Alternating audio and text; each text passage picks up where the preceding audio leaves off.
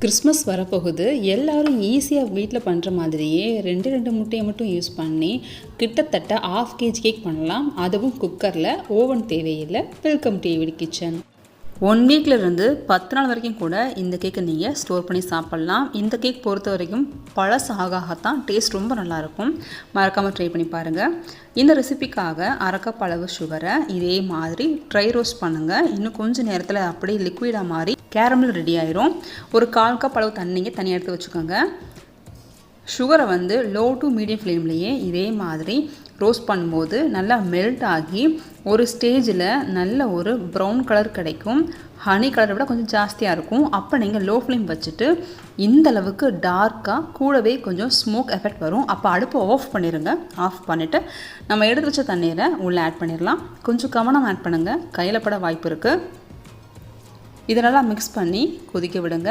அப்புறம் அடுப்பை ஆஃப் பண்ணிவிட்டு இது கூட ஆட் பண்ணுறதுக்காக ஒரு பட்டை, கொஞ்சம் சுக்கு, 4-5 லவங்கம், 3 ஏலக்காயை தட்டி பவுடராக்கி கூட சேர்த்துக்கலாம். ப்ளம் கேக் நல்ல ஒரு ஃப்ளேவர் கொடுக்கும். கூடவே 1/2 கப் அளவு பொடியை சாப் பண்ண ட்ரை கிரேப்ஸ், 1/2 கப் அளவு செர்ரி, 1 கப் அளவு டூட்டி ஃப்ரூட்டி இதெல்லாம் சேர்த்துட்டு நல்லா மிக்ஸ் பண்ணிக்கலாம். கூடவே 2 டேபிள் ஸ்பூன் அளவுக்கு ஃப்ரூட் க்ரஷ் ஆட் பண்ணியிருக்கேன். ஃப்ரூட் க்ரஷ் இல்லாதவங்க தாராளமாக ஜாம் ஆட் பண்ணிக்கலாம். இந்த மிக்ஸிங்கை நல்லா கொதிக்க விட்டு 1 ஹவரில் இருந்து 2 டேஸ் வரைக்கும் கூட சோக் பண்ண விடலாம்.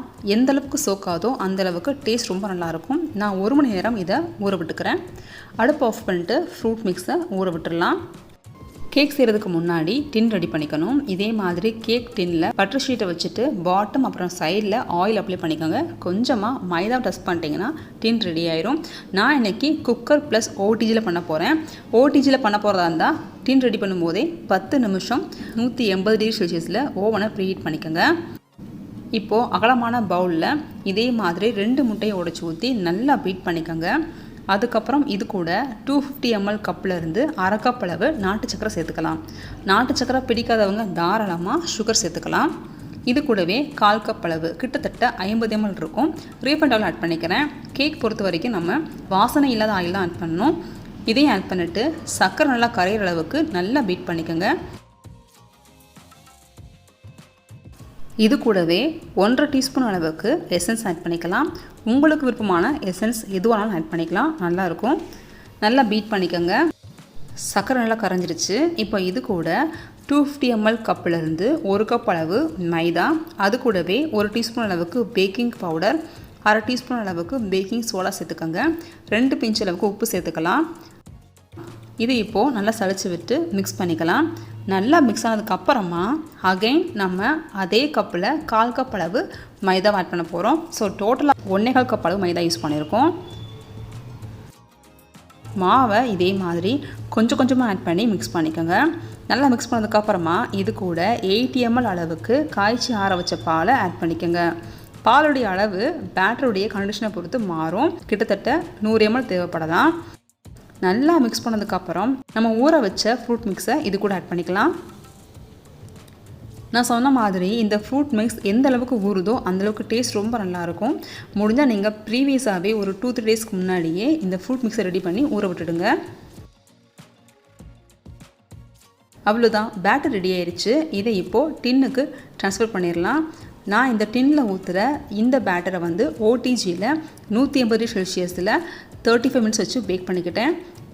ஒரு 10 நிமிஷம் பேக் ஆனதுக்கப்புறமா இது மேலே உங்களுக்கு விருப்பமான ட்ரை ஃப்ரூட்ஸ் நட்ஸை நல்லா சாப் பண்ணி மேலே ஸ்ப்ரிங்கிள் பண்ணிக்கோங்க. இப்படி பண்ணும்போது மட்டும்தான் உங்களுக்கு எல்லா ஃப்ரூட்ஸும் உள்ளே டிப் ஆகாமல் பார்க்கறதுக்கு ரொம்ப அழகாக டாப்பிங்கில் தெரியும். நான் சொன்ன மாதிரியே 10 நிமிஷம் கழித்து நட்ஸையும் ஃப்ரூட்ஸையும் ஸ்ப்ரிங்கிள் பண்ணிவிட்டு அகைன் பேக்கிங்கை ஸ்டார்ட் பண்ணியாச்சு. இது செகண்ட் ஸ்டெப். குக்கரில் பண்ணுறதா இருந்தால் இதே மாதிரி மணல் அப்படிலாம் உப்பு போட்டுட்டு ஒரு ரிங் வச்சுட்டு அதுக்கு மேலே கேக் டின்னையும் வச்சுட்டு மூடியில் ரப்பர் போடாமல் இதே மாதிரி க்ளோஸ் பண்ணிடுங்க. ஒரு டம்ளர் வச்சு வெயிட் போடுற இடத்துல க்ளோஸ் பண்ணி வச்சுட்டிங்கன்னா அதே மாதிரி மீடியம் ஃப்ளேமில் 10 நிமிஷம் பேக் ஆனதுக்கப்புறமா மேலே நட்ஸ் அண்ட் ஃப்ரூட்ஸை ஸ்ப்ரிங்கிள் பண்ணிவிட்டு அகைன் ஒரு 20 நிமிஷம் இதை அப்படியே பேக் பண்ண விட்டுடுங்க. Low to medium flame maintain பண்ணுங்கள். அப்போ தான் உங்களுக்கு கேக் பர்ஃபெக்டாக கிடைக்கும். பாருங்கள், நல்லா பேக் ஆகிடுச்சு. இதே மாதிரி ஸ்டிக் வச்சு பிக் பண்ணிங்கன்னா ஒட்டாமல் இருக்கணும். இது இப்போது கம்ப்ளீட்டாக ஆற விட்டதுக்கப்புறமா சைடில் நைஃப் யூஸ் பண்ணி இதே மாதிரி டீமோல்டு பண்ணுங்கள்.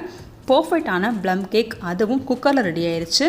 இதே மாதிரி ஓடிஜியில் ரெடியான கேக்கையும் பார்க்கலாம். பார்க்குறதுக்கு ரொம்ப டெம்ப்டிங்காக, சாப்பிட்றதுக்கு நல்ல ஒரு ஃப்ளேவரில் இந்த கேக் இருந்தது. எங்கள் வீட்டு குட்டீஸும் சரி பெரியவங்களும் சரி என்ஜாய் பண்ணி சாப்பிட்டோம். மறக்காமல் இந்த ரெசிபியை நீங்களும் ட்ரை பண்ணி பார்த்துட்டு எப்படி வந்ததுன்னு கமெண்ட் கொடுங்க. இந்த ரெசிபி உங்களுக்கு பிடிச்சிருந்தால் மட்டும் உங்கள் ஃப்ரெண்ட்ஸ் கூட இந்த ரெசிபியை ஷேர் பண்ணிக்கோங்க. மறக்காமல் சேனலை சப்ஸ்கிரைப் பண்ணி சப்போர்ட் பண்ணுங்கள். தேங்க்யூ ஃபார் வாட்சிங். சேனலை சப்ஸ்கிரைப் பண்ணுங்கள். தேங்க்யூ ஃபார் வாட்சிங்.